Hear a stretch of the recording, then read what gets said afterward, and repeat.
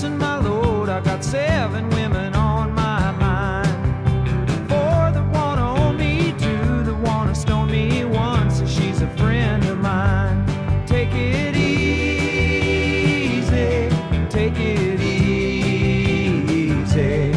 Don't let the sound of your own wheels drive you crazy. Lighten up while you still can. Don't even try to understand.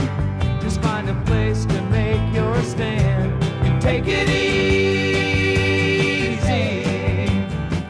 On my mom's 80th birthday, I have so many memories and thoughts of her. My mother took on all the roles in her life with determination and love. She embraced motherhood and was the best mom on the block. She took that role very seriously throughout her life, and through all our joys and sorrows, she was right there with us. She was a wonderful wife, and my dad was lucky to have her. That's why he still follows her around to this day. As a daughter, she took care of her parents until they took their last breaths. She shopped for them, cleaned for them, and protected them with the shotgun when she had to. As a daughter-in-law, she was the best. She took care of Grandma and Grandpa Stark as if they were her own. A bond developed between them, and that could never be broken. But being a grandmother seemed to be her greatest joy, a reward for a life well lived. Oh, the fun, the trips, the laughter, the parties, the dancing and games. The kids had the richest life with a grandmother known as Nunnie. Now there are great-grandchildren who get to have fun with Nunnie. They will make their own special memories. It's not that my mom didn't have her share of sadness and sorrow in her life. It's that she chose to focus on the love, laughter, and fun in life. Happy 80th birthday, Mom. Laissez les bons temps brûler.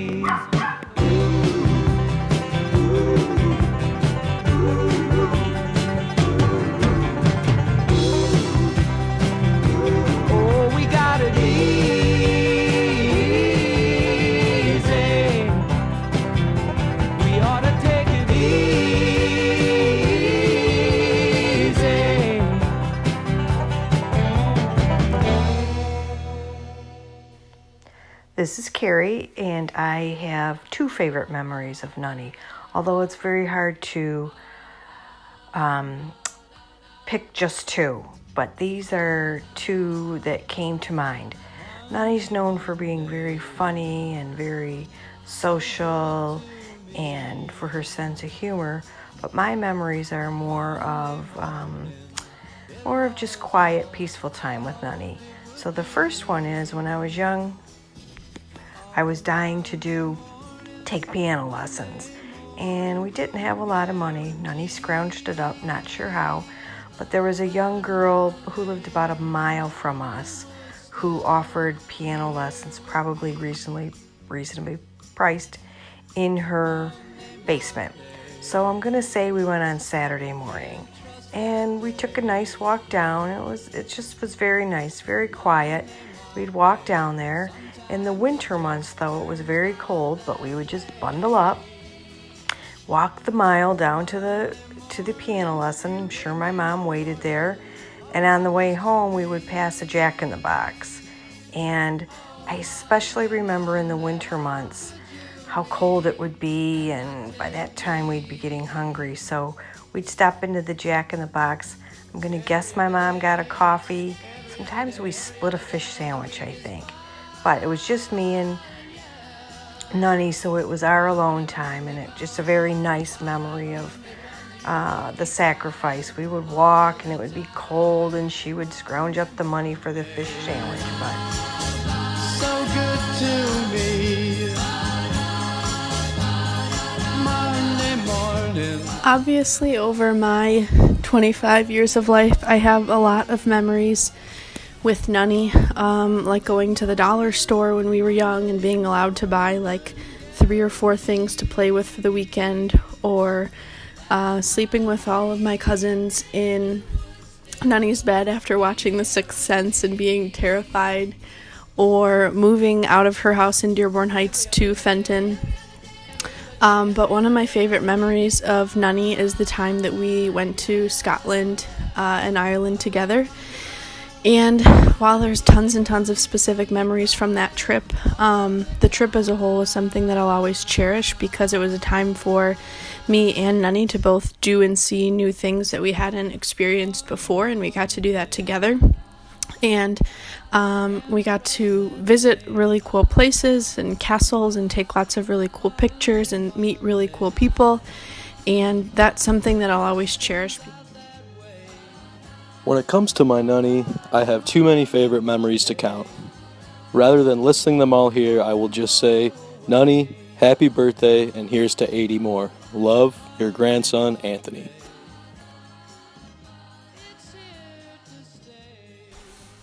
A couple of the best memories I have with Nunnie start out with when I was a lot younger, and she would take me and some of the other cousins that were available when it was dark out during the nighttime and take us driving down Radley Lake Road in the old Chevy van.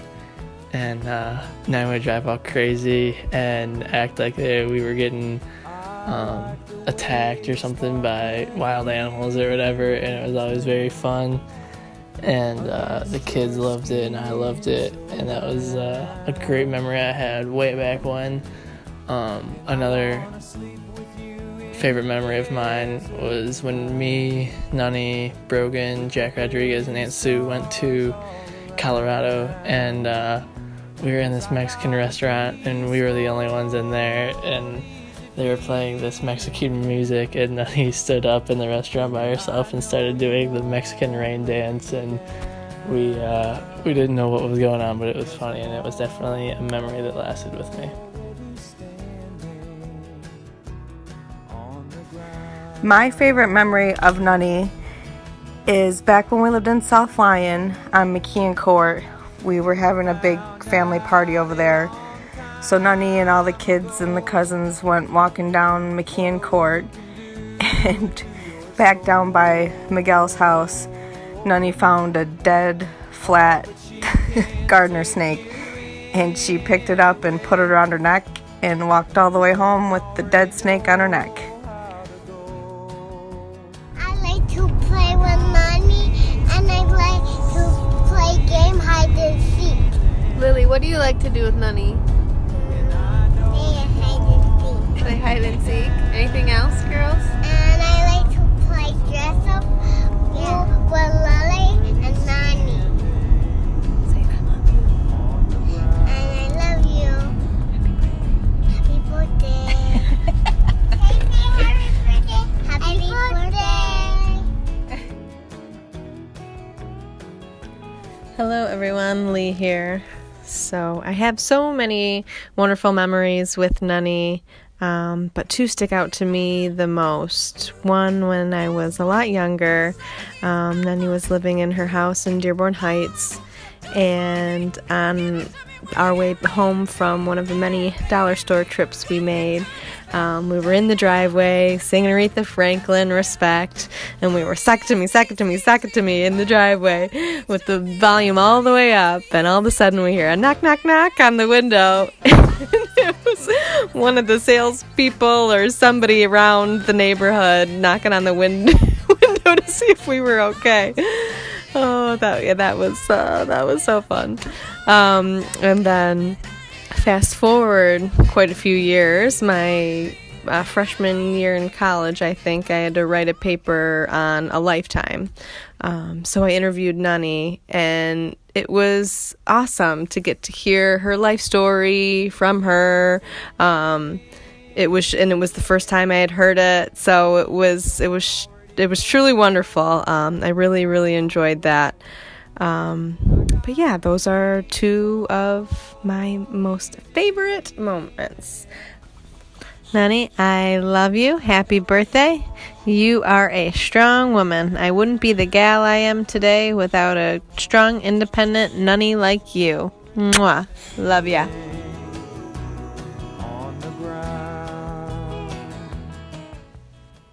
The first time I met Nunnie, well, probably the first time I met most of Lee's extended family, had to be in 2012 at a restaurant on M59. I had just been introduced to Nunnie maybe 2 minutes earlier, and we're sitting at the table near one another, and she looks up to me out of the blue, or what seemed to be the blue to me, and says, "You're not one of these people that's afraid to say vagina, are you?" And I think I laughed out loud, and of course, denied that I would ever be afraid to say vagina. But that was quintessential Nunnie.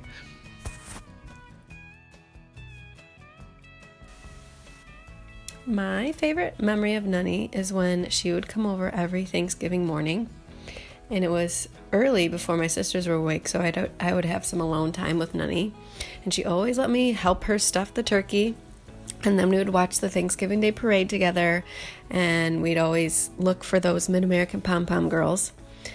And then another great memory I will always cherish took place at her old house in Garden City. Nunnie has always been a nature lover, and feeding those damn squirrels was the highlight of my time at her house. I am most likely speaking for all of us cousins when I say our childhood was shaped by your love, wisdom, and humor in endless ways. We are so grateful for you. Love you, Nunnie. Happy birthday. Many of my memories of Nunnie seem to take place in her car. Really funny things just always seem to happen when driving with her. Driving with her would entail spooky adventures down dirt roads, learning some new swear words maybe, getting $1 each to spend at McDonald's, or some casual animal rescuing, whether it be the turtle crossing the street or chasing down the neighborhood dog. Some of the most iconic car rides have been when she ran the same red light twice, to and from the movies. The time she forgot to put the car in park as she jumped out to grab something. Granted, we were parked on top of a hill. Or the time she was ranting to some of us about how terrible the F word was and that she would never use it. And like clockwork, the lady cut her off in front of us, and we got to hear Nunnie use that lovely word she never said. The best time was when she took us for pizza, though, and told us not to turn the air vents on in the back seats. So, of course, like the little angels we are, we turned them on, and her whole car started to fill with black smoke.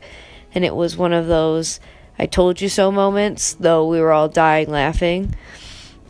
So now that I'm a little bit older and farther away, I don't have as many car rides with Nunnie. But now I get some really cool cards from her, usually unexpectedly.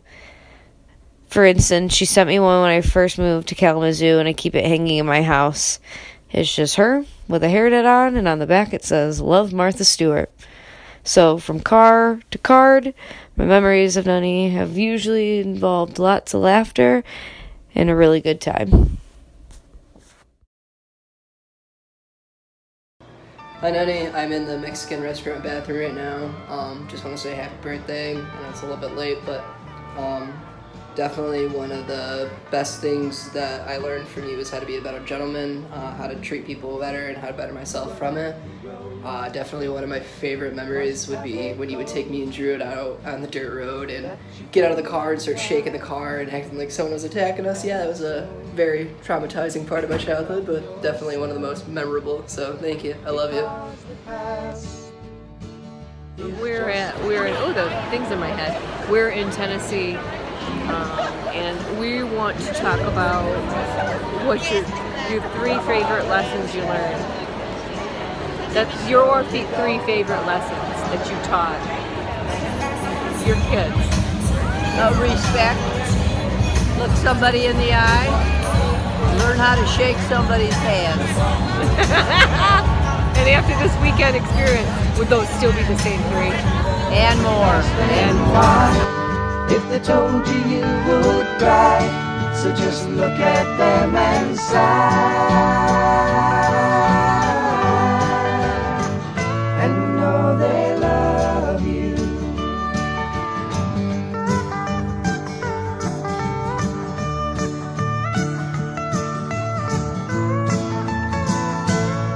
And you, of tender years, can't know the fears that your elders grew by, and so please Please help them with your youth.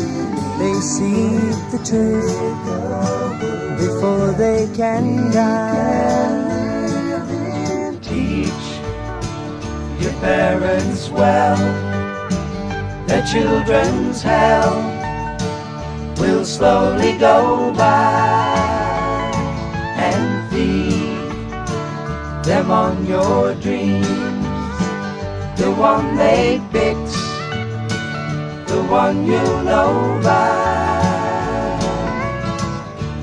Don't you ever ask them why. If they told you, you would cry. So just look at them and sigh,